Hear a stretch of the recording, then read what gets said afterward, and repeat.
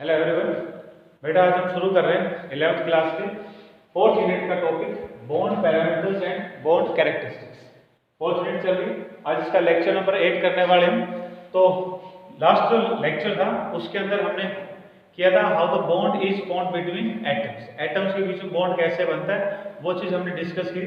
तो एटम्स के बीच में बॉन्ड बनने के there were two methods and the two methods were या तो आयनिक बॉन्ड बनता है उनके बीच में या कोवलेंट बॉन्ड बनता है। कोऑर्डिनेट बॉन्ड को हम बाद में डिस्कस करेंगे। तो हमने देखा कि एटम्स के बीच में जो बॉन्ड है it can be formed by two ways. Bond जब एटम्स के बीच में बन जाता है तो उन बॉन्ड्स के बीच में कुछ खास पैरामीटर्स होते हैं, उनको मेजर करने के कुछ खास तरीके होते हैं, उनसे रिलेटेड कुछ खास पॉइंट होते हैं, उन्हें हम बोलते हैं बॉन्ड पैरामीटर या बॉन्ड कैरेक्टरिस्टिक्स।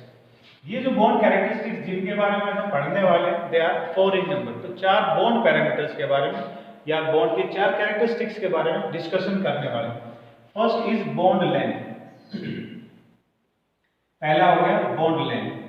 बॉन्ड लेंथ को we can write it as in short as BL। इसे हम बॉन्ड लेंथ को BL के रूप में भी डेजिग्नेट कर सकते हैं। होता क्या है, व्हाट इज बॉन्ड लेंथ, तो इसको समझने के लिए हम ऐसे करते हैं। Suppose we take two atoms, हमने दो एटम ले लिया और ये दो एटम्स के बीच में कोई भी बॉन्ड बन गया, आयनिक बॉन्ड, कोवलेंट बॉन्ड। तो इन एटम्स का ये हो गया न्यूक्लियस। न्यूक्लियस के बीच की जो दूरी है, दोनों एटम्स जो बॉन्डेड एटम्स है उनके बीच में जो दूरी है, उनके न्यूक्लियस के बीच में जो दूरी है, इसे हम बोलते हैं inter nuclear distance. We call it that inter nuclear distance. ये जो इंटर न्यूक्लियर डिस्टेंस है दो एटम्स के बीच में से किसी भी बॉन्ड से बना हो, this is known as bond length. इसे ही बॉन्ड लेंथ के नाम से बोलते हैं। तो डेफिनेशन की अगर हम बात करें तो डेफिनेशन बनती है bond length may be defined as the inter nuclear distance between two bonded atoms. दो एटम कौन से हो गए, ये सपोज एटम ए हो गया, ये एटम बी हो गया। तो दो एटम्स चाहे वो किसी बॉन्ड से जुड़े तो बन गया बिटवीन टू बॉन्डेड एटम्स। या हमने इसमें ये नहीं बताया आयनिक बॉन्ड है या covalent bond. So the internuclear distance between two bonded atoms in a molecule is known as bond length. Units of measuring bond length. Units of measuring bond length. Bond length को major करने की जो unit है, क्योंकि देखिए atom जो होता है वो बहुत ही छोटे माइन्यूट पार्टिकल्स में आता है, तो उनके बीच में जो बॉन्ड लेंथ होगी, उनका जो इंटरन्यूक्लियर डिस्टेंस होगा वो भी क्या होगा, बहुत छोटा होगा, बहुत ही कम होगा। तो उसे कॉमन सिस्टम ऑफ लेंथ में मेजर करना, जैसे मीटर, सेंटीमीटर, पिकोमीटर जैसे, या मीटर, सेंटीमीटर या मिलीमीटर जैसी यूनिट से मेजर करना बहुत टफ काम हो जाता है। तो उनके लिए हम बहुत छोटी यूनिट्स का यूज करते हैं। And the small units are angstrom, nanometre and picometre. तो ये 3 टर्म्स हैं जिनके अंदर हम बॉन्ड लेंथ को मेजर करने का काम करते हैं। 1 angstrom and this units are equal to कितने मीटर के बराबर होती है। So 1 angstrom is equal to 10 power minus 10 metre, 1 nanometre is equal to 10 power minus 9 metre and 1 picometre is equal to 10 power minus 12 metre. तो bond length जो होती है वो इन यूनिट्स के अंदर एंगस्ट्रॉम, नैनोमीटर या पिकोमीटर जैसी माइक्रोस्कोपिक यूनिट्स में मेजर किया जाता है। और अब अगर हम बात करें अलग अलग से for ionic compounds, ionic compound के लिए बॉन्ड लेंथ कैसे मेजर की जाएगी, तो इसका एक एग्जांपल ले लेते हैं। For example KCl, potassium chloride को ले लिया। तो KCl के अंदर जो दो एटम हमने लिए हैं वो दोनों एटम बॉन्ड बनाते वक्त they are change to ionic form, वो आयन बदल जाते हैं, K+ NCl नेगेटिव। अब हमने 10th क्लास में पढ़ा होगा कि जो पॉजिटिव चार्ज आयन होता है it is known as cation, और कैटाइन की साइज कैसी होती है, स्मॉल, छोटी होती है। और जो नेगेटिवली चार्ज होता है उसे हम क्या बोलते हैं, एनाइन। और एनाइन की जो एटॉमिक रेडियस है या उसकी जो साइज होती है वो कैसी होती है, लार्ज होती है। तो आयनिक कंपाउंड्स के अंदर जो दो एटम जुड़ रहे हैं उनके बीच की इंटरन्यूक्लियर डिस्टेंस क्या होगी, बॉन्ड लेंथ D, या इसे हम BL से रिप्रेजेंट करते हैं। तो बॉन्ड लेंथ को हम स्मॉल b या BL से रिप्रेजेंट कर सकते हैं। दिस इज इक्वल टू, ये bond length in case of ionic compounds के बारे में। तो आयनिक कंपाउंड्स की तो बॉन्ड लेंथ क्या होगी, it will be the sum of the ionic radius of cation plus ionic radius of anion. Small r is representing ionic radius, positive charge cation के लिए, नेगेटिव चार्ज एनायन। तो bond length for ionic compounds के अंदर जो bond length है potassium और chlorine के बीच की जो बॉन्ड लेंथ है वो एक्चुअली में क्या होगी, will be the ionic radius of potassium ion and ionic radius of an chloride ion का सम, ये हो जाएगा। अब हम बात करते हैं फॉर कोवैलेंट बॉन्डेड मॉलिक्यूल्स। अगर कोवैलेंट बॉन्डेड मॉलिक्यूल हो, फॉर कोवैलेंट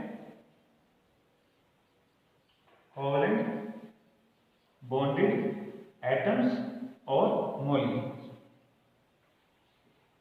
इसके लिए हम एग्जांपल ले लेते हैं। For example hydrogen and hydrogen, ये ले लिया, तो इनके बीच में क्या होता है, कोवैलेंट बॉन्ड बना लाइक दिस, और इनमें ये एक इलेक्ट्रॉन की शेयरिंग है, किसी में 2 इलेक्ट्रॉन डबल बॉन्ड बनाते हैं, किसी में 3 इलेक्ट्रॉन की शेयरिंग होती है तो ट्रिपल बॉन्ड बनाने का काम करते हैं।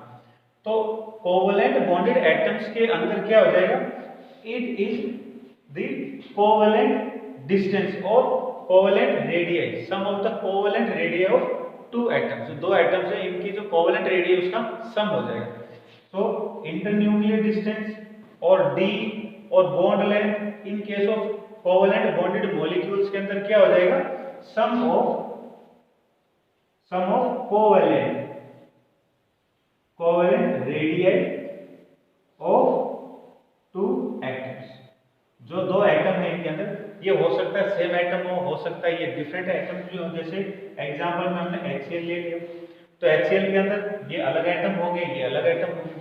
तो बट जो इंटरन्यूक्लियर डिस्टेंस कोवैलेंट बॉन्ड हम मेजर करने वाले हैं, या बॉन्ड लेंथ जो इनमें मेजर करते हैं, वो क्या होगा, sum of covalent radius of 2 atoms, hydrogen और हाइड्रोजन दोनों। तो हाइड्रोजन का जो कोवैलेंट रेडियस यहाँ पर क्या था, आयनिक रेडियस, यहाँ पर क्या हो गया, कोवैलेंट रेडियस। तो हाइड्रोजन का जो कोवैलेंट रेडियस प्लस दूसरे हाइड्रोजन का जो कोवैलेंट रेडियस, दोनों को जब हम जोड़ देंगे तो क्या बन जाएगा, इनका बॉन्ड लेंथ बन जाएगा कोवैलेंटली बॉन्डेड मॉलिक्यूल। ऐसे HCl है, तो HCl के अंदर हाइड्रोजन का जो कोवैलेंट रेडियस है और क्लोरीन का जो कोवैलेंट रेडियस है, इनको जब हम सम कर देंगे, इनको जब हम जोड़ देंगे तो क्या बन जाएगा, bond length for covalently bonded molecules. After that, now we will try to understand how this distance is measured. कैसे इस डिस्टेंस को मेजर किया जाता है। तो मेजर करने के there are 3 methods, 3 तरीके होते हैं। They are by X-ray diffraction method, X-ray diffraction method, X ray diffraction method से मेजर करते हैं फर्स्ट पॉइंट, या इलेक्ट्रॉन डिफ्रैक्शन मेथड से मेजर करते हैं, इलेक्ट्रॉन डिफ्रैक्शन मेथड से मेजर करते हैं, और they are measured by using spectroscopic method, spectroscopic method diffraction method भी कहते हैं। तो इन 3 मेथड से जो इंटरन्यूक्लियर डिस्टेंस है एटम्स के बीच का, यानी कि जो बॉन्ड लेंथ है, उसको कैलकुलेट किया जाता है। After this now we will go with factors affecting bond length. जो बॉन्ड लेंथ है एटम्स के बीच में, जो दूरी बन रही है, जो डिस्टेंस बन रहा है, इंटरन्यूक्लियर डिस्टेंस बन रहा है, वो किसी में कम होता है, किसी में ज्यादा होता है। So what are that factors. तो पॉइंट आ गया हमारा, टॉपिक फर्स्टली चल रहा है अभी, और उसमें हो गया factors affecting bond length. Bond length को कौन कौन से कारण है जो प्रभावित करते हैं, किन किन कारणों से बॉन्ड लेंथ जो है वो स्मॉल हो सकती है या लार्ज हो सकती है। First point is size of atoms, size of atoms.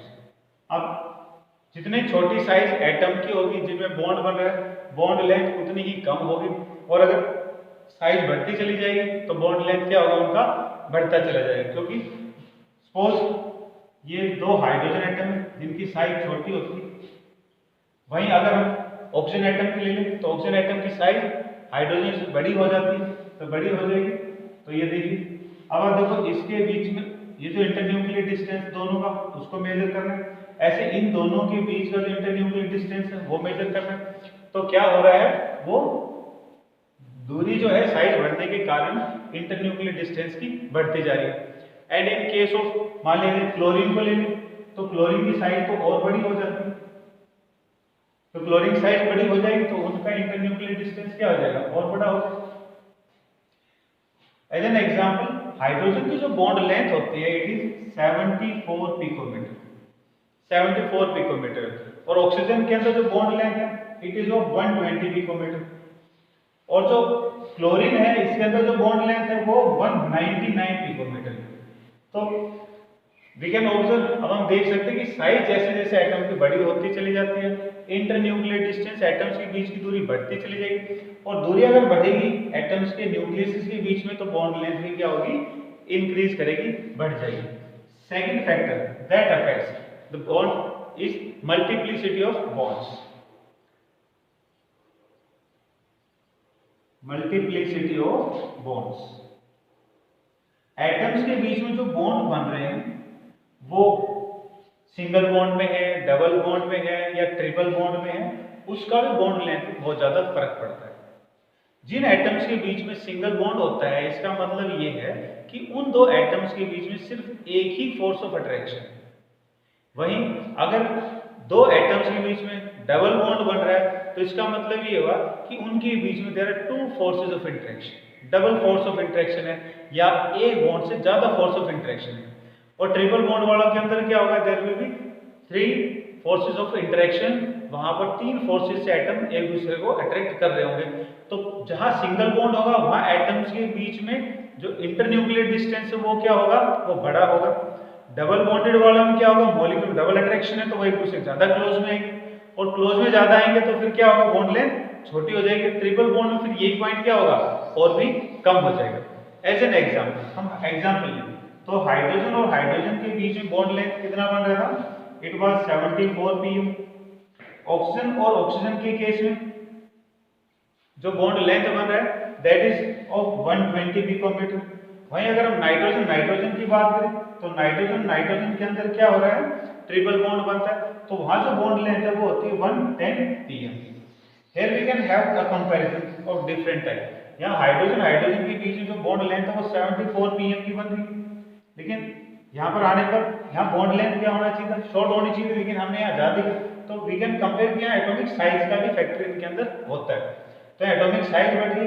But अगर हम पॉइंट यहाँ पर डिस्कशन करते हैं, हाइड्रोजन जो है छोटी साइज होने के बावजूद भी इसकी साइज अगर हम ऑक्सीजन की साइज की तुलना में बात करके लेकर चलें तो यहाँ इसकी बॉन्ड लेंथ जो है वो बहुत छोटी होनी चाहिए थी, लेकिन उसके बाद में ये साइज बहुत बड़ी है क्योंकि यहाँ पर क्या बन रहा है, इनके अंदर सिंगल बॉन्ड बन रहा है।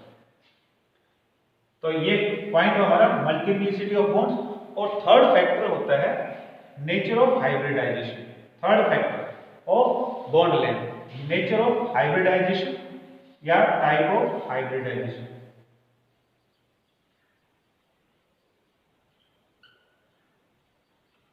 टाइप ऑफ हाइब्रिडाइजेशन, हाइब्रिडाइजेशन एक ऐसी प्रोसेस होती है जिसके अंदर अलग अलग प्रकार के एटॉमिक ऑर्बिटल्स मिक्स होकर एक ही टाइप के ऑर्बिटल्स को बनाने का काम करते हैं, जिनकी shape, size, volume, electron density, electron founding probability are similar in all type of new type of orbital. जो नए ऑर्बिटल बनेंगे हाइब्रिडाइजेशन वो सब एक जैसे होते हैं इन ऑल रिस्पेक्ट। तो मेन पॉइंट क्या हुआ हाइब्रिडाइजेशन के बारे में, it is process of mixing of different type of atomic orbital. Hybridisation अलग अलग टाइप के एटॉमिक ऑर्बिटल मिक्स हो जाते हैं।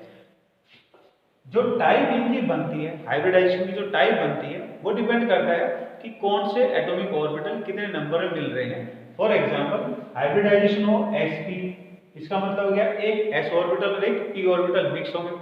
सेकंड टाइप ऑफ हाइब्रिडाइजेशन बनती है sp2, यानी कि उसमें एक s ऑर्बिटल होगा एक p ऑर्बिटल होगा।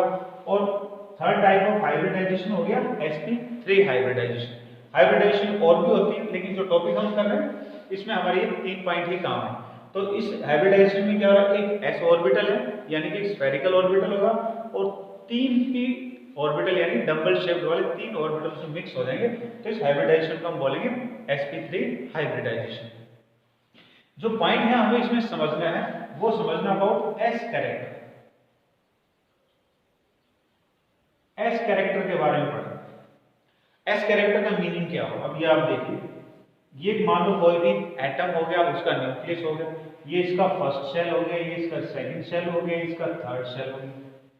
जब हम इलेक्ट्रॉनिक कॉन्फ़िगरेशन करते हैं ऑर्बिटल के फॉर्म के अंदर, तो क्या होता है, सबसे पहले आएगा 1s, सेकंड शेल में चले जाएंगे तो कौन सा आएगा 2s, थर्ड में चले जाएंगे तो पहला कौन सा शेल आएगा, उसका पहला ऑर्बिटल कौन सा आएगा 3s।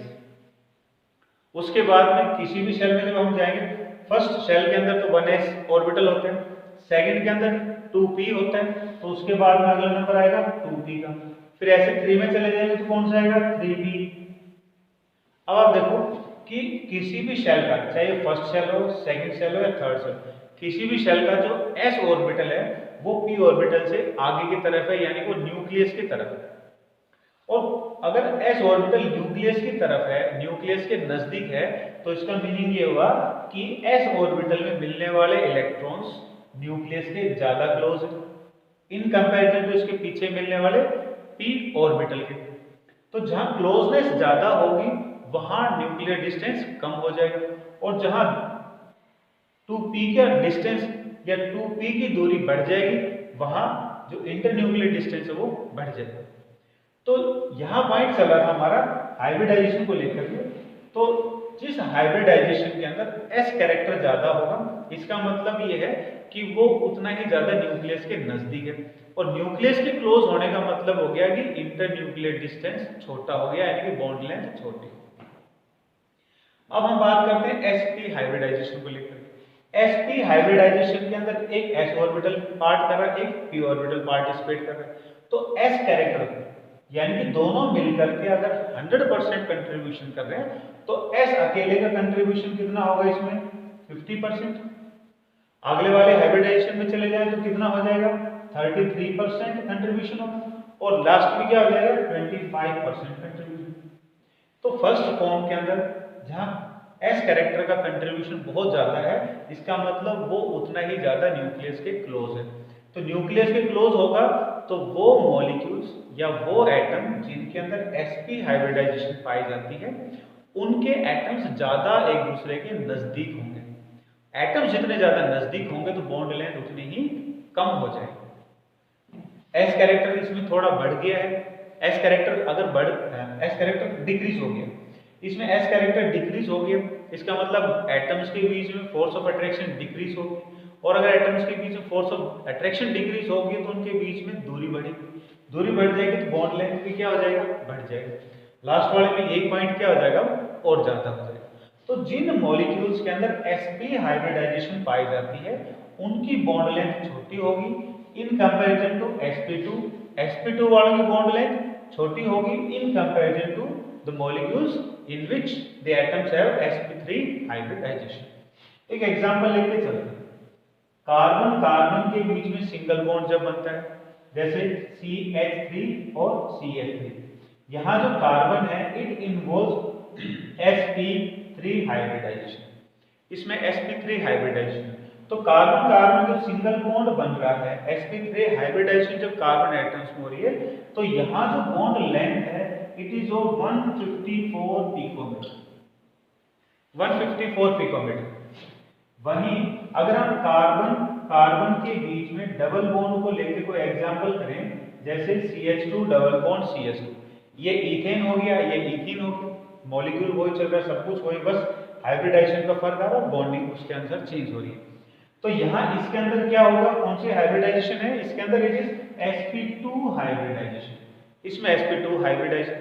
तो इसमें s कैरेक्टर sp3 है, s कैरेक्टर क्या हुआ 25% यानी सबसे कम, इसलिए यहाँ डिस्टेंस क्या है ज्यादा है। यहाँ पर s कैरेक्टर क्या हो गया 33%, 25 से 33% में, मतलब s कैरेक्टर बढ़ रहा है। s कैरेक्टर बढ़ने का मीनिंग क्या बताया कि मॉलिक्यूलों के अंदर अट्रैक्शन ज्यादा होगी, अट्रैक्शन ज्यादा होगी तो डिस्टेंस कम हो जाएगा। तो यहाँ जो डिस्टेंस है इनके बीच यानी बॉन्ड लेंथ जो है वो है 124 पिकोमीटर। यहाँ जो इंटरन्यूक्लियर डिस्टेंस 134 पिकोमीटर, 134 पिकोमीटर ये डिस्टेंस है।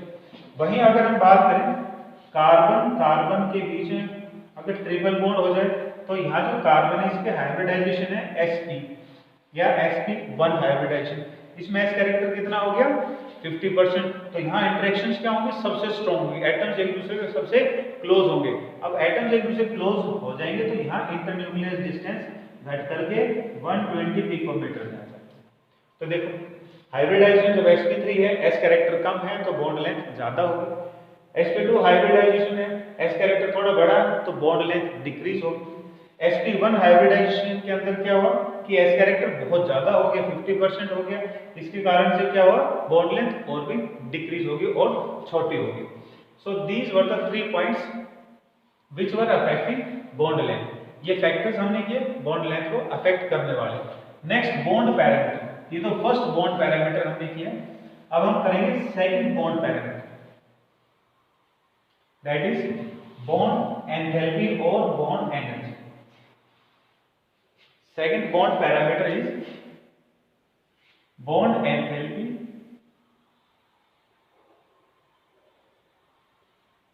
और बॉन्ड एनर्जी।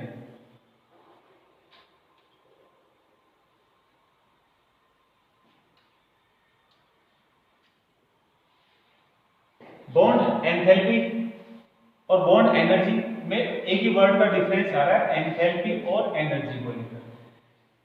ये हीट का वो फॉर्म है जो कंट्रोल फॉर्म में होता है। जब हम एक्सपेरिमेंट कराते हैं तो वहां हम एनर्जी बहुत ही कंट्रोल्ड फॉर्म में रिलीज करते हैं, कंट्रोल फॉर्म में देते हैं मॉलिक्यूल्स को। और बॉन्ड एनर्जी के अंदर क्या, जो एनर्जी वर्ड हमने यूज किया ये अनकंट्रोल्ड फॉर्म ऑफ हीट होता है। अदरवाइज कॉमनली हम जनरली इन दोनों वर्ड्स को सिमिलर फॉर्म में ही यूज करते हैं। Point of distinction, controlled form of heat, this is uncontrolled form of heat, यानी कि एनर्जी की ही बात है। तो जो एग्जैक्ट वर्ड जो होगा केमिस्ट्री के अंदर, जो हम एग्जैक्ट वर्ड यूज करेंगे जब एनर्जी की बात होगी तो वो होगा एंथैल्पी का। और ये एंथैल्पी यानी ये एनर्जी किसकी बात चल रही है, बॉन्ड को लेकर के बात चल रही है। तो let's try to understand and then we will define. These are two atoms A and B and they are bonded by a bond. इनके बीच में बॉन्ड बना, मे बी आयनिक बॉन्ड और मे बी कोवैलेंट बॉन्ड। ये जो bond हम कर रहे हैं, ये बॉन्ड क्या है, एक्चुअल में it is a force of attraction. ये बॉन्ड है क्या, एक फोर्स ऑफ अट्रैक्शन जिससे दो एटम जुड़े हुए, फोर्स ऑफ अट्रैक्शन। अगर अब हमारे को इन दोनों एटम्स को अलग करना हो तो अलग करने के लिए क्या करना पड़ेगा, इनके बीच में ये जो बॉन्ड बना हुआ है या इनके बीच में जो फोर्स ऑफ अट्रैक्शन लगी हुई है, तो क्या करना पड़ेगा, हमारे को फोर्स ऑफ अट्रैक्शन तोड़नी पड़ेगी। उसको तोड़ने के लिए बाहर से क्या करना पड़ेगा, हमारे को हीट देनी पड़ेगी, यानी कि एनर्जी देनी पड़ेगी। वो एनर्जी क्या करेगी, इनके बीच मिलने वाली अट्रैक्शंस को तोड़ेगी। तो ये जो बाहर से जो हम हीट दे रहे हैं ताकि एटम्स के बीच बनने वाला बॉन्ड टूट जाए, इसे ही हम क्या बोलते हैं, बॉन्ड एंथैल्पी के नाम से। तो ये तो हमने इसको समझा कि बॉन्ड एंथैल्पी क्या हो। जो बॉन्ड एंथैल्पी है या बॉन्ड एनर्जी जो है, ये दो रूप में हो सकती है और दोनों का मीनिंग सेम होता है। फर्स्ट फॉर्म क्या होगा, बॉन्ड बनते वक्त, बॉन्ड फॉर्मेशन, और दूसरा पॉइंट आ गया बॉन्ड डिसोसिएशन, जब बॉन्ड को तोड़ना हो। दोनों ही एक ही बात है, बस तरीके का फर्क आ रहा है, मेथड का फर्क आ रहा है। बॉन्ड फॉर्मेशन का मतलब तो जब ये दो एटम जुड़ रहे थे तो ये एक दूसरे को अट्रैक्ट कर रहे थे, जितनी फोर्स से अट्रैक्ट कर रहे थे एक दूसरे को उतनी इनकी एनर्जी रिलीज हो रही। तो उस रिलीज एनर्जी के कारण ही दो एटम जुड़ पाए। अगर इनके बीच में अट्रैक्शन नहीं होती तो एनर्जी रिलीज नहीं होती, एनर्जी रिलीज नहीं होती तो इनके बीच में अट्रैक्शन नहीं होता। तो एनर्जी का रिलीज होना किस पॉइंट का संकेत हुआ कि उनके बीच में इंटरेक्शन कितनी है। एनर्जी जितनी ज्यादा रिलीज हो रही होगी इंटरेक्शन के दौरान, बॉन्ड उतना ही स्ट्रॉन्ग बन रहा होगा। तो बॉन्ड बनते वक्त जो एनर्जी रिलीज हो रही है, मान लो बॉन्ड बन रहा है और बॉन्ड बनते वक्त इसमें ये एनर्जी रिलीज हो रही है। ये जो एनर्जी रिलीज हो रही है, अगर यही एनर्जी इसको हम वापस दे दें तो ये बॉन्ड क्या करेगा, टूट जाएगा। तो बॉन्ड बनते वक्त जो एनर्जी रिलीज हो रही, डिसिपेट हो रही, और बॉन्ड को तोड़ते वक्त जो एनर्जी दी जा रही है, आर द सेम, एक ही चीज। तो बॉन्ड बनते वक्त जितनी एनर्जी निकली थी वही एनर्जी मिल जाए इनको तो बॉन्ड वापस टूट भी जाएगा। तो बॉन्ड एंथैल्पी की डेफिनेशन पर आ जाते हैं, ये हुआ इनका एक्सप्लेनेशन। अब डेफिनेशन, एक अकेला बॉन्ड तो हम कभी दो एटम्स के बीच में तोड़ने का काम कर नहीं सकते क्योंकि ये माइक्रोस्कोपिक चीज है। और माइक्रोस्कोपिक जो चीजें होती हैं वो हमेशा बल्क में होती हैं, बड़ी अमाउंट में होती हैं, और बड़ी अमाउंट हम बोलते हैं केमिस्ट्री में 1 मोल के नाम से। तो यहाँ जो पॉइंट हम समझ रहे थे वो एक बॉन्ड को लेकर के समझ रहे थे। एक्चुअल में एक बॉन्ड को मेजर करना बहुत ही टफ काम होता है, इसलिए हम इसको बल्क में ले लेते हैं, बहुत ज्यादा अमाउंट में, फिर एवरेज उनका कैलकुलेट कर लेते हैं। तो ये मोल की बात है। डेफिनेशन है इसकी, may be defined as the amount of energy released कब, जब बॉन्ड बन रहा हो, और गिवन जब बॉन्ड तोड़ रहा हो। तो डेफिनेशन है when the may be defined as the amount of energy given to a molecule to dissociate the bond, to break the bond between them so as to convert them into back to their gaseous state। यानी कि जिस रूप में ये पहले थे, जब ये बॉन्ड टूट जाएगा तो अपने पहले वाले फॉर्म के अंदर ये एटम ये अलग हो जाएगा, ये भी अलग हो जाएगा, तो इनको वापस गैसेस, यहाँ वर्ड यूज होता है डेफिनेशंस के अंदर, केमिस्ट्री की मैक्सिमम डेफिनेशंस के अंदर आपको वर्ड मिलेगा गैसियस स्टेट का फॉर्म मिलेगा।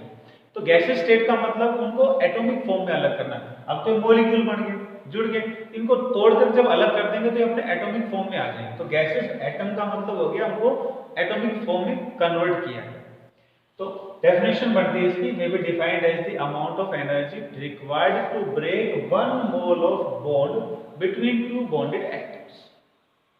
एक मोल बॉन्ड को तोड़ने के लिए, मॉलिक्यूल्स के बीच मिलने वाले बॉन्ड को तोड़ने के लिए जो एनर्जी दी जा रही है, उसी एनर्जी का नाम क्या हो गया, bond enthalpy. Sometimes we can use minimum word also, minimum amount of energy की। मिनिमम अमाउंट इसलिए कि अगर मान लो इनके बीच में 100 किलो जूल एनर्जी का बॉन्ड है, तो इस बॉन्ड को तोड़ने के लिए मिनिमम 100 किलो जूल एनर्जी तो देनी पड़ेगी। 99.99 से भी बॉन्ड नहीं टूटेगा। तो at that time we can use minimum amount of word also. तो ये हुआ पॉइंट हमारा बॉन्ड एंथैल्पी या बॉन्ड एनर्जी को लेकर। अब हम बात करते हैं ये बॉन्ड एंथैल्पी का जो पॉइंट है वो फॉर होमोएटॉमिक मॉलिक्यूल्स क्या होगा, होमोएटॉमिक मॉलिक्यूल्स में क्या होगा, और पॉलीएटॉमिक मॉलिक्यूल्स में। होमोएटॉमिक का दूसरा नाम होगा डाईएटॉमिक, डाईएटॉमिक के अंदर, और दूसरा है for polyatomic, polyatomic molecules. Homoatomic molecules की अगर हम बात करें तो फॉर एग्जांपल हाइड्रोजन और हाइड्रोजन के बीच का बॉन्ड, ऑक्सीजन और ऑक्सीजन के बीच का बॉन्ड, या नाइट्रोजन और नाइट्रोजन के बीच का बॉन्ड, ये हो गए डाईएटॉमिक मॉलिक्यूल्स या होमोएटॉमिक मॉलिक्यूल। क्योंकि यहाँ पर दो ही एटम है तो इनके बीच की जो एनर्जी चाहिए इनके बॉन्ड को तोड़ने के लिए वो क्या होती है, इज फिक्स्ड, वो कम ज्यादा नहीं होती। मान लो हाइड्रोजन हाइड्रोजन के बीच के बॉन्ड को तोड़ने के लिए we are required for example 500 kilo joule of energy, तो वो फिक्स्ड होगी। नाइट्रोजन नाइट्रोजन के लिए 700 किलो जूल एनर्जी की अगर जरूरत पड़ती है तो वो क्या होगी, इनमें फिक्स्ड होगी। तो फॉर डाईएटॉमिक मॉलिक्यूल और homoatomic molecule which consist of 2 atoms, वो एनर्जी क्या होगी, इनकी बॉन्ड एनर्जी फिक्स्ड होती है, चेंज नहीं होती। लेकिन अगर पॉलीएटॉमिक मॉलिक्यूल्स की बात करें जैसे H2O, H2O के अंदर पॉलीएटॉमिक हो गए, 2 एटम इसके हैं और एक ऑक्सीजन का हो गया, तो 3 एटम्स हो गए। ऐसे हम बात करें CH4 मीथेन को लेकर के बात करें तो इसके अंदर एक कार्बन है, 4 हाइड्रोजन हो गए। ऐसे हम बात कर सकते हैं PCl5 को लेकर, तो ये क्या हो गया, they are polyatomic molecules. Polyatomic molecules के अंदर जो एनर्जी है बॉन्ड को तोड़ने के लिए वो बॉन्ड टू बॉन्ड कम ज्यादा होती रहती है। जनरली अगर हम बात करें तो फर्स्ट बॉन्ड को तोड़ने के लिए जैसे हम वाटर को ले लें फॉर H2O, अगर हम वाटर को ले लें तो वाटर के अंदर हाइड्रोजन ऑक्सीजन और हाइड्रोजन, तो यहाँ हाइड्रोजन और ऑक्सीजन के देयर आर 2 बॉन्ड्स।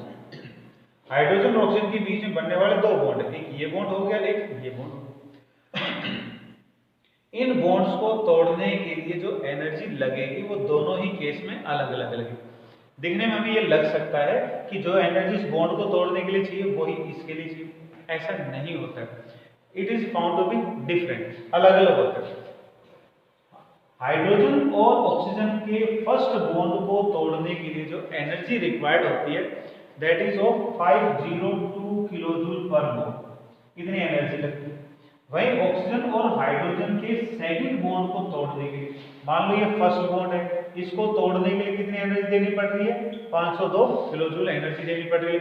वहीं सेकंड जब बॉन्ड यहाँ तोड़ना पड़ेगा इनके बीच में, तब जो एनर्जी लगेगी it will B 427 kilojoule of energy, ये लगेगी। तो हम वाटर के लिए अगर नेट में बात करनी है तो वाटर की बॉन्ड एंथैल्पी क्या है, तो वाटर की बॉन्ड एंथैल्पी को निकालने का तरीका हो जाएगा एवरेज एनर्जी। और एवरेज एनर्जी क्या होगी? दोनों बॉन्ड्स को तोड़ने के लिए, या किसी मॉलिक्यूल में 3 बॉन्ड हो तो उनको तोड़ने के लिए, 4 बॉन्ड हो तो उनको तोड़ने के लिए जो टोटल एनर्जी लगी है उस टोटल एनर्जी का मीन निकालो। तो ये कितना हो गया? 502 प्लस 427, इसका मीन निकालोगे तो वो जो एनर्जी हो जाएगी, वो जो एवरेज एनर्जी आएगी, that will be referred as bond energy of water molecule. तो यहाँ जो बॉन्ड एनर्जी है वो आती है 464.5 किलोजूल पर मोल। तो वाटर के लिए बॉन्ड एंथैल्पी क्या हुई? Bond enthalpy for water is 464.5, और ये कैसे आती है? By taking the average mean और by taking the average energy of all type of bonds energy. ऐसे अगर आप मीथेन के अंदर बात करें तो मीथेन की अगर हम बात करें तो मीथेन के अंदर क्या हो जाएगा? मीथेन है 4 कार्बन एंड हाइड्रोजन बॉन्ड्स। ये एक बॉन्ड अलग है, ये एक बॉन्ड हो गया, ये बॉन्ड हो गया, ये 4 बॉन्ड है। तो मान लो ये फर्स्ट बॉन्ड है, इस फर्स्ट बॉन्ड को तोड़ने के लिए एनर्जी अलग लगेगी, ये बॉन्ड टूट जाएगा, फिर इस बॉन्ड को तोड़ने के लिए फिर अलग एनर्जी लगेगी, इसके लिए फिर और अलग लगेगी, इसके लिए और अलग लगेगी। चारों एनर्जी को जब हम जोड़ देंगे और 4 से डिवाइड कर देंगे, वो इसकी CH4 की क्या बन जाएगी? Bond enthalpy. वहीं होमोएटॉमिक मॉलिक्यूल, डायएटॉमिक मॉलिक्यूल्स में क्या होता है? वो एनर्जी कम ज्यादा नहीं होती, वो फिक्स्ड होती है, क्योंकि वहां पर बॉन्ड एक ही बार बना हुआ है, चाहे वो सिंगल बॉन्ड हो या डबल बॉन्ड हो। यहाँ तो बॉन्ड कई बार रिपीट हो रहा है। So this was the point of difference. तो ये पॉइंट बातें चल रही हमारी बॉन्ड एंथैल्पी को लेकर। Now will talk about factors affecting bond energy. Factors affecting bond energy second parameter चल रहा है, और सेकंड में कर रहा है हमारा पॉइंट है फैक्टर्स अफेक्टिंग बॉन्ड एनर्जी या बॉन्ड एंथैल्पी को इफेक्ट करने वाले फैक्टर्स कौन कौन से? पहला पॉइंट है size of atoms. Size of atoms, size of atoms की हम बात करें तो साइज जितनी छोटी होगी, एटम्स के बीच में अट्रैक्शन उतनी ही ज्यादा होगी। सपोज ये दो एटम्स होंगे, इनके बीच में ये न्यूक्लियस क्या होंगे? नजदीक होंगे। न्यूक्लियस नजदीक होंगे तो इनके बीच में आपस में अट्रैक्शन क्या होगी? बहुत ज्यादा होगी। और अट्रैक्शन अगर ज्यादा हो जाएगी तो बॉन्ड स्ट्रॉन्ग होगा। बॉन्ड स्ट्रॉन्ग होगा तो उसको तोड़ने की एनर्जी ज्यादा लगेगी। और अगर एटम्स मान लो बड़ी साइज के हो जाए तो इनके न्यूक्लियस के बीच में क्या होगा? डिस्टेंस बढ़ गया। और न्यूक्लियस ही क्या करते हैं? एटम्स को अट्रैक्ट करने का काम करेगा। न्यूक्लियस तो हो गए दूर, तो सीधी सी बात है एटम्स भी क्या होंगे? दूर होंगे, तो अट्रैक्शन क्या हो जाएगी? कम हो जाएगी। अट्रैक्शन अगर कम होगी तो बॉन्ड एनर्जी कम होगी। तो साइज ऑफ एटम्स जो फर्स्ट फैक्टर हमने किया, तो उसका कंक्लूजन ये, smaller the size greater is the force of attraction between two atoms and higher is the bond energy. Larger the bond length, larger the atomic size, greater is the bond length and hence smaller will be bond energy और bond enthalpy. Second point है multiplicity of bonds. Multiplicity of bonds, अगर atoms के बीच में single bond है तब बताया था सिंगल फोर्स ऑफ अट्रैक्शन है, डबल बॉन्ड है तो डबल फोर्स ऑफ अट्रैक्शन है, ट्रिपल बॉन्ड होने का मतलब 3 गुना फोर्स ऑफ अट्रैक्शन होगी, या 3 टाइम्स या 2 वाले से ज्यादा फोर्स ऑफ अट्रैक्शन है। फॉर एग्जांपल हाइड्रोजन, हाइड्रोजन में सिंगल बॉन्ड बनता है तो इनकी जो बॉन्ड लेंथ है will be less than oxygen and oxygen double bond. Oxygen oxygen के बीच की जो बॉन्ड एंथैल्पी वो कम होगी when compared to nitrogen triple bonded atoms. Single bond होने से बॉन्ड एनर्जी कम हुई, किससे? डबल बॉन्ड वालों से। डबल बॉन्ड वालों की कम हुई ट्रिपल बॉन्ड वालों से। तो जितना बॉन्ड इनके अंदर इंक्रीज होता चला जाएगा उतनी ही उनमें इंटरेक्शंस बढ़ेंगी, उतने न्यूक्लियस के नजदीक एटम आएंगे और बॉन्ड तोड़ने के लिए फिर उतनी ज्यादा एनर्जी देनी पड़ेगी। थर्ड पॉइंट, तीसरा जो पॉइंट है इनके अंदर, that is number of lone pairs. Number of lone pair, VSEPR theory के अंदर हमने पढ़ा था कि लोन पेयर अगर मॉलिक्यूल में आ जाते हैं तो वो मॉलिक्यूल के अंदर रिपल्शंस का कारण बनाते हैं, और रिपल्शंस के कारण से मॉलिक्यूल की एनर्जी बढ़ती है, और एनर्जी बढ़ेगी तो मॉलिक्यूल की स्टेबिलिटी डिक्रीज हो जाएगी, यानी कि बॉन्ड को तोड़ने के लिए ऐसे में हमें कम एनर्जी देनी पड़ेगी। एक एग्जांपल करते हैं, कार्बन और कार्बन के बीच में जब सिंगल बॉन्ड बनता है, जैसे CH3 CH3 हो गया, तो यहाँ पर लोन पेयर जो है ना, lone pair, number of lone pair वो कितना हो गया, 0 हो गया। तो यहाँ जो बॉन्ड एनर्जी है is equal to, it is 348 kilo joule per mole, इतनी एनर्जी लगती है इसके अंदर।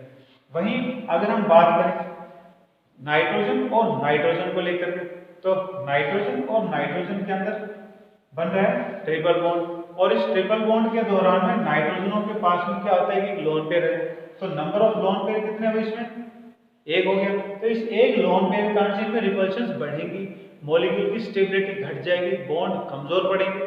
ट्रिपल बॉन्ड होने के बावजूद में भी क्या हो जाएगा, मॉलिक्यूल कमजोर पड़ जाएगा। तो यहाँ जो बॉन्ड एनर्जी है वो 163 की बनती है किलो जूल पर मोल। सेकेंड एग्जाम्पल, अगर हम यही पॉइंट ले लें ऑक्सीजन को लेकर के, तो ऑक्सीजन के अंदर क्या हो गया, 2 लोन पेयर आ गए। तो ऑक्सीजन में 2 लोन पेयर आ गए तो रिपल्शंस का बहुत ज्यादा कारण बन जाएगा, मॉलिक्यूल की स्टेबिलिटी और कम हो जाएगी। तो यहाँ बॉन्ड एनर्जी बनती है 146 की बनती है।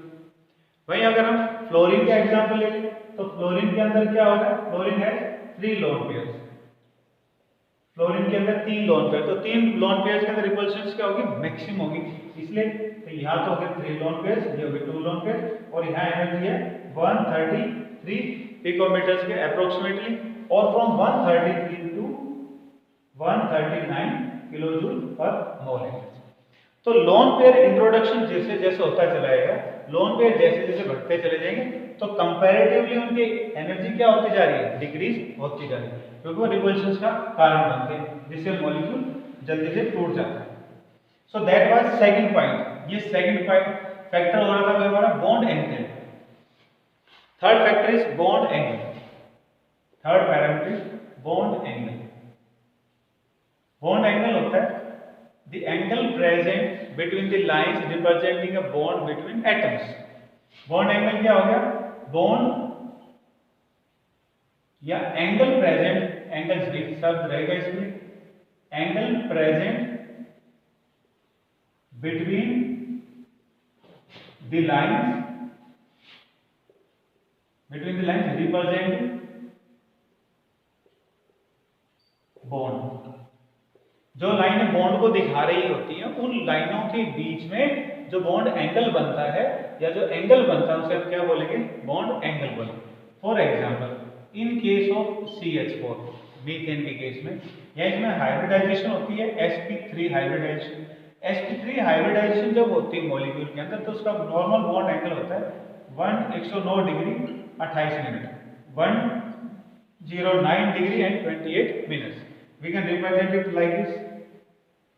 ये हो गया हाइड्रोजन हाइड्रोजन हाइड्रोजन। तो यहाँ जो नॉर्मल बॉन्ड एंगल बन रहा है दैट इज ऑफ 109 डिग्री 28, ये बनाएंगे। अगर हम इसकी कंपैरिजन करें और नेक्स्ट एग्जांपल सर, वो हो गया अमोनिया NH3। NH3 के अंदर कोई sp3 हाइब्रिडाइजेशन होती है, लेकिन उसमें क्या होता है, नाइट्रोजन के पास एक लोन पेयर आ जाता है, तो एक बॉन्ड कम हो जाता है उसमें। तो एक लोन पेयर के कारण से जो नॉर्मल बॉन्ड एंगल बना हुआ था sp3 हाइब्रिडाइजेशन के अंदर 109 डिग्री 28 मिनट का, वो लोन पेयर उनको पुश कर देते हैं, धक्का मारते हैं, जिसके कारण से ये 109 डिग्री का बॉन्ड एंगल क्लोज हो जाता है, नजदीक आ जाता है, और ये बॉन्ड एंगल कन्वर्ट हो जाता है इनके अंदर 107 डिग्री।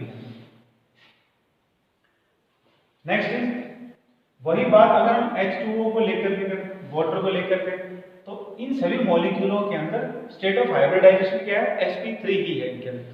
तो वाटर के अंदर जो ऑक्सीजन है, ऑक्सीजन के पास there are 2 lone pair, 2 lone pair. ये 2 लोन पेयर क्या करेंगे, बॉन्ड एंगल्स को और ज्यादा दबा देंगे और ज्यादा कंप्रेस करेंगे, तो यहाँ बॉन्ड एंगल बन जाता है 104 डिग्री। तो शुरुआत देखो नॉर्मल में शुरुआत हुई थी 109 डिग्री से, और जैसे जैसे लोन पेयर आते चले गए तो बॉन्ड एंगल भी क्या हो रहा है, डिक्रीज होता है। तो पॉइंट हमारा बॉन्ड एंगल। तो नॉर्मल बॉन्ड एंगल हर कंपाउंड के अंदर अलग अलग होता है, ये एक एग्जांपल चल रहा है हमारा। ये नॉर्मल है, फिर लोन पेयर आते हैं तो बॉन्ड एंगल्स को कंप्रेस करते चले जाते हैं, बॉन्ड एंगल कमजोर होता कम होता चला जाता है उनके अंदर. So that is third point. ये third point. Now the fourth point is bond order. Fourth parameter, इनके अंदर कुछ ज्यादा नहीं होता. थर्ड और जो फोर्थ पॉइंट हम करें they are not to discuss in deep. पहले दो पॉइंट का डिस्कशन डीप में होता है. Next is bond order. Bond order short में हम इसको BO के नाम से बोलते हैं. और ये क्या होता है? It is number of bonds present between two atoms. दो एटम्स के बीच में कितने बॉन्ड बन रहे हैं वो इसका बॉन्ड ऑर्डर होता है. Example, hydrogen. हाइड्रोजन के अंदर सिंगल बॉन्ड है तो bond order is equal to 1. Oxygen और ऑक्सीजन के अंदर डबल बॉन्ड बन रहा है तो बॉन्ड ऑर्डर इज 2. नाइट्रोजन में ट्रिपल बॉन्ड बन रहा है तो बॉन्ड ऑर्डर इज 3. ये हो गया एक point. For odd electron species, ये हमारे नॉर्मल मॉलिक्यूल्स जिनके अंदर जो बॉन्ड है वो नॉर्मल टाइप सिंगल डबल या ट्रिपल बॉन्ड बनता है. अब हम बात करते हैं उन मॉलिक्यूल्स की जहां पर बनते हैं odd electron bond. Odd electron bond बनते हैं या इन्हें हम बोलते हैं odd electron molecules.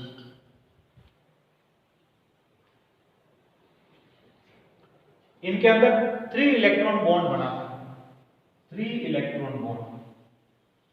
For example NO, nitric oxide के अंदर नाइट्रोजन और ऑक्सीजन के बीच में दो तो नॉर्मल कोवलेंट बॉन्ड होते हैं और एक होता है इनके अंदर 3 इलेक्ट्रॉन बॉन्ड. तो जो 3 इलेक्ट्रॉन बॉन्ड है वो 3 electron bond is taken as half of normal bond. जो 3 इलेक्ट्रॉन बॉन्ड है वो नॉर्मल बॉन्ड का या सिंगल बॉन्ड का हाफ माना जाता है. Therefore bond order in NO के अंदर बॉन्ड ऑर्डर कितना होगा? दो तो इसमें नॉर्मल कोवलेंट बॉन्ड. एक 3 इलेक्ट्रॉन का बॉन्ड बना और 3 इलेक्ट्रॉन का बॉन्ड कैसा है? नॉर्मल बॉन्ड का आधा बॉन्ड माना जाता है. तो इस प्रकार से यहाँ बॉन्ड ऑर्डर कितना हो जाएगा? 2.5 हो जाएगा. तो जिन मॉलिक्यूल्स के अंदर ऑड इलेक्ट्रॉन बॉन्ड पाया जाता है वो odd electron bond can be regarded as, उसे हम क्या मान सकते हैं? Half of a normal covalent bond. एक और एग्जांपल ले लें हम 3 इलेक्ट्रॉन की. तो वो ऑक्सीजन था. ऑक्सीजन के अंदर हमने देखा कि देयर वर 2 3 इलेक्ट्रॉन बॉन्ड्स और एक इनमें नॉर्मल बॉन्ड है. तो बॉन्ड ऑर्डर कितना हो गया? 1 तो ये नॉर्मल बॉन्ड का हो गया, हाफ इसका. तो half plus half is equal to. तो ऑक्सीजन के अंदर बॉन्ड ऑर्डर कितना बन रहा है? 2 बॉन्ड ऑर्डर बन रहा है. सब important points about bond parameter. Bond parameter के अंदर जो बॉन्ड यहाँ बात करें बॉन्ड ऑर्डर को लेकर, उसके कुछ इंटरेस्टिंग पॉइंट है. और इंटरेस्टिंग पॉइंट है about iso electronic species.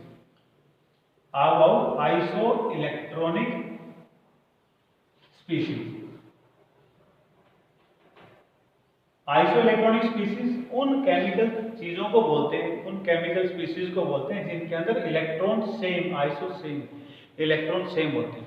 For example F2 fluorine हो गया, F2 और नेक्स्ट हो गया O2 negative. They are isoelectronic species. They have 18 electrons. इनके वैलेंस में 18 इलेक्ट्रॉन होते हैं. फ्लोरीन के वैलेंस में 9 इलेक्ट्रॉन, 2 फ्लोरीन हो गए तो 9 9 18 हो गए. ऑक्सीजन के वैलेंस में 6, ऑक्सीजन के टोटल 9, इसके वैलेंस को नहीं, टोटल इलेक्ट्रॉन बात में एटॉमिक नंबर फ्लोरीन का हो गया 9, तो 2 हो गए तो 18 इलेक्ट्रॉन. ऑक्सीजन का होता है 1, 2 हो गए तो 16 हो गया और 2 नेगेटिव के इलेक्ट्रॉन हो गए तो 18 इलेक्ट्रॉन ये हो गया. इनका जो बॉन्ड ऑर्डर होता है, इनका बॉन्ड ऑर्डर है कॉमन. तो जो केमिकल स्पीसीज आइसो इलेक्ट्रॉनिक होती है उनका बॉन्ड ऑर्डर भी क्या होगा? सेम होगा. फॉर एग्जांपल इन दो के अंदर इलेक्ट्रॉन्स आर सेम, इसलिए इनका बॉन्ड ऑर्डर भी क्या हो गया? सेम. तो फ्लोरीन के अंदर क्या होता है? सिंगल बॉन्ड बनता है. या O2 नेगेटिव के अंदर ऑक्सीजन में भी क्या होगा? सिंगल बॉन्ड बनेगा, इसलिए बॉन्ड ऑर्डर क्या हुआ? 1 1. ऐसे ही अगर हम कुछ और एग्जांपल कर लें आइसो इलेक्ट्रॉनिक स्पीसीज के, तो ये हो गया N2 नाइट्रोजन हो गया, या इसके अलावा कार्बन मोनोऑक्साइड है या नाइट्रिक ऑक्साइड है पॉजिटिव फॉर्म के अंदर, ये नाइट्रोसोनियम आयन हो गया. तो इनके अंदर जो नंबर ऑफ इलेक्ट्रॉन्स है दे आर 14 इलेक्ट्रॉन्स. इनमें 14 इलेक्ट्रॉन्स होते हैं, ये 14 इलेक्ट्रॉन। तो इनका जो बॉन्ड ऑर्डर बनेगा इज ऑफ 3, इनका बॉन्ड ऑर्डर बनेगा third bond order. Nitrogen nitrogen triple bond, इनमें ट्रिपल बॉन्ड और इनमें भी ट्रिपल बॉन्ड बनता है, इसलिए बॉन्ड ऑर्डर क्या हो। तो पॉइंट चल रहे हैं यहाँ पर आइसो इलेक्ट्रॉनिक को लेकर, तो ये आइसो इलेक्ट्रॉनिक के तीनों की तीनों चीज, इनके में 14 इलेक्ट्रॉन्स है, इसलिए बॉन्ड ऑर्डर इनका क्या हो रहा है 3, यानी कि कॉमन हो गया इनके अंदर। कुछ और इंपॉर्टेंट पॉइंट की बात अगर हम करें रिगार्डिंग बॉन्ड पैरामीटर, तो उसमें पॉइंट है ग्रेटर द बॉन्ड ऑर्डर जितना ज्यादा होगा, greater the bond order, greater will be the stability, greater will be the stability, उतनी उसकी स्टेबिलिटी ज्यादा होगी और उतनी ही ज्यादा उसकी बॉन्ड एंथैल्पी होगी। Greater will be bond enthalpy, मतलब बॉन्ड ऑर्डर ज्यादा होने का मतलब क्या होगा, एग्जांपल ले बॉन्ड ऑर्डर ज्यादा मतलब 3 बॉन्ड ऑर्डर, तो इसका मतलब 3 बॉन्ड बन रहे हैं। तो बॉन्ड ऑर्डर ज्यादा होगा तो मॉलिक्यूल स्टेबल भी ज्यादा होगा, और स्टेबल ज्यादा होगा तो उसको तोड़ने के लिए एनर्जी हमें ज्यादा देनी पड़ेगी। ऐसे ही इसमें पॉइंट आता है कि जितना ज्यादा उसके अंदर बॉन्ड ऑर्डर होगा उतनी ही मॉलिक्यूल के अंदर बॉन्ड लेंथ छोटी हो जाएगी। Greater bond order, smaller will be या shorter will be bond length उतनी कम हो जाएगी। ट्रिपल बॉन्डेड है, बॉन्ड ऑर्डर ज्यादा है, ट्रिपल बॉन्ड तो मॉलिक्यूल ज्यादा अट्रैक्शन से अट्रैक्ट हो रहे हैं, तो उनका बॉन्ड लेंथ क्या होगा, उधर नजदीक आने के कारण से कम हो जाएगा। तो ये पॉइंट किया हमने अबाउट पैरामीटर्स, बॉन्ड पैरामीटर। अब हम पॉइंट करते हैं polar and non polar covalent bonds. Next is bond parameters are all, चारों बॉन्ड पैरामीटर हो गए। एक नेक्स्ट टॉपिक कर रहे हैं polar and non polar, polar and non polar covalent bonds. Topic जो है वो हमारा मेन कोवेलेंट बॉन्ड का एक्सेप्ट है, पोलर कोवेलेंट बॉन्ड। पहले नॉन पोलर से शुरू करते हैं बिकॉज इसको समझना आसान होता है, तो इस पर बेस्ड सेकंड पॉइंट है पोलर, तो जब ये समझ में आ जाए तो जल्दी। नॉन पोलर कोवेलेंट बॉन्ड बनता है इन case of homo atomic molecules. जो होमो एटॉमिक मॉलिक्यूल्स होते हैं उनको हम बोलते हैं non polar. Non polar means इसका मीनिंग होता है नॉन पोलर। तो वर्ड जो इसमें पोलर आ रहा है ये बनता है पोल से, और जो पोल है वो दो प्रकार के होते हैं, positive pole and negative pole. जैसे बैटरी में लिखा था नेगेटिव पोल पॉजिटिव पोल। तो यहाँ पोल जो वर्ड है is an indication of charge, क्योंकि पोल तो है नेगेटिव पोल और पॉजिटिव पोल, तो नेगेटिव पोल और पॉजिटिव पोल किसको दिखा रहे हैं, चार्ज को दिखा रहे हैं। तो जो पोलर वर्ड है ये किसको संकेत कर रहा है, चार्ज को दिखा रहा है, चार्ज पॉइंट को दिखा रहा है। तो नॉन पोलर क्या हो जाएगा, वो चीजें जिनमें चार्ज नहीं होता। तो वो कैसे एटम होंगे, वो कैसे मॉलिक्यूल होंगे, वो होमो एटॉमिक होंगे। जैसे ये हाइड्रोजन और हाइड्रोजन, तो हाइड्रोजन और हाइड्रोजन के अंदर सिंगल कोवेलेंट बॉन्ड बना हुआ। जो सिंगल कोवेलेंट बॉन्ड इनके अंदर बन रहा है वो इलेक्ट्रॉनों की शेयरिंग से बन रहा है, क्योंकि दोनों एटम सेम है इसके अंदर। तो ये जो शेयर्ड पेयर इलेक्ट्रॉन है इसे ना तो फर्स्ट हाइड्रोजन अपनी तरफ खींच सकता है, ना सेकंड हाइड्रोजन अपनी तरफ खींच सकता है। ऐसा ही केस मिल जाएगा हमारे को लाइक क्लोरीन Cl2 के अंदर। तो यहाँ भी क्या होता है, एक एक इलेक्ट्रॉन की शेयरिंग होती है, एक एक इलेक्ट्रॉन की शेयरिंग होगी, दोनों एटम सेम है, तो कोई भी अपनी तरफ फोर्सफुली इलेक्ट्रॉनों को नहीं खींच सकता है। ऐसा ही पॉइंट मिल जाएगा N2 के अंदर, ऐसा ही मिल जाएगा O2 के अंदर, ऐसे मिलेगा S8 के अंदर, ऐसे मिलेगा P4 के अंदर। तो होमो एटॉमिक मॉलिक्यूल जो होंगे उनके अंदर इलेक्ट्रॉनों का डिस्पर्सल नहीं होता, इलेक्ट्रॉन एक जगह से दूसरी जगह पर नहीं जा पाते, वो बीच में ही रह जाते हैं, तो वहां चार्ज बनने का कोई काम नहीं होता। इलेक्ट्रॉन्स किसी एक तरफ इकट्ठे नहीं हो पाते, इसलिए वहां चार्ज डेवलप नहीं हो पाता। पोलर वाले केस के अंदर ये बनेगा इन case of hetero atomic molecules. जो हेटेरो एटॉमिक मॉलिक्यूल्स होंगे उनके अंदर मिलेंगे। फॉर एग्जांपल HCl ये हो गया, या फॉर एग्जांपल HF हो गया, या फॉर एग्जांपल H2O वाटर के अंदर होता है, ये हो गया इस तरह। तो यहाँ एक एग्जांपल लेके चल रहे हैं हम HCl को, वैसा पॉइंट हो जाएगा हर हेटेरोएटॉमिक मॉलिक्यूल के अंदर। तो ये हाइड्रोजन हो गया, ये हाइड्रोजन का इलेक्ट्रॉन हो गया, ये क्लोरीन हो गया, क्लोरीन का इलेक्ट्रॉन हो गया। बाकी इलेक्ट्रॉन को हम रिप्रेजेंट नहीं कर रहे, दे आर वेल अंडरस्टूड। तो इनमें एक इलेक्ट्रॉन की शेयरिंग हो रही। So according to covalent bond formation points, shared pair of electron दोनों एटम्स के बीच में होना चाहिए।